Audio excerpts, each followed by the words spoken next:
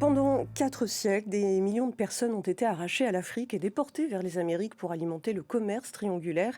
Eh bien, ce mercredi, l'Assemblée générale de l'ONU a proclamé la traite des Africains réduits en esclavage et l'esclavage racialisé des Africains comme les plus graves crimes contre l'humanité. Un texte porté par le Ghana.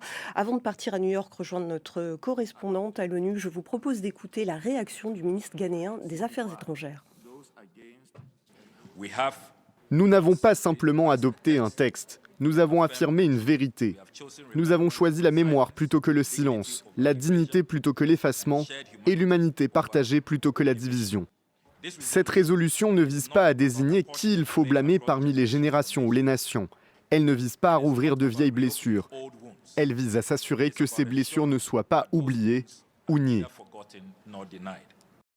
Voilà pour cette réaction, une position de l'ONU qui désigne cette période comme une rupture dans l'histoire mondiale avec des conséquences jusqu'à ce jour. Émilie Musset, vous êtes notre correspondante à New York. On a assisté à un moment important, 123 voix pour, 3 contre, États-Unis, Israël et Argentine et 52 abstentions.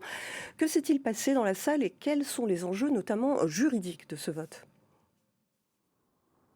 Alors, on a assisté à un moment très fort cet après-midi à l'Assemblée générale. On a entendu notamment des applaudissements au moment de l'adoption de cette résolution.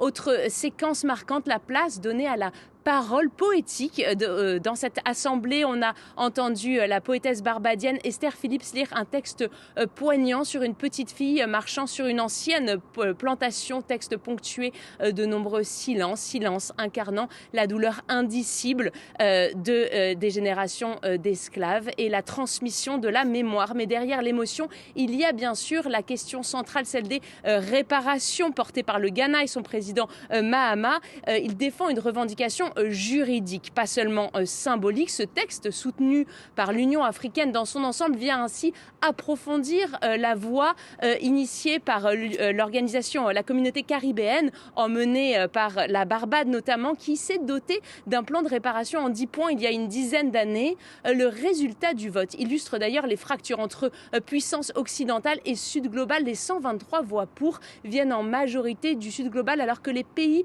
européens se sont abstenus et les 3 voix contre sont les États-Unis, Israël et l'Argentine. Les États-Unis se sont montrés d'ailleurs particulièrement acerbes contre le texte. La position américaine était très ferme. Ils ont déclaré que le texte était hautement problématique et ils rejettent toute base légale concernant les réparations. Ils disent aussi s'opposer à ce qu'ils présentent comme une tentative de hiérarchiser les crimes contre l'humanité. Voilà, et puis il y a 52 pays qui n'ont voté ni pour ni contre cette résolution. Ils se sont abstenus. C'est le cas du Royaume-Uni et des États membres de l'UE. Alors comment on explique cette abstention, notamment celle de la France ?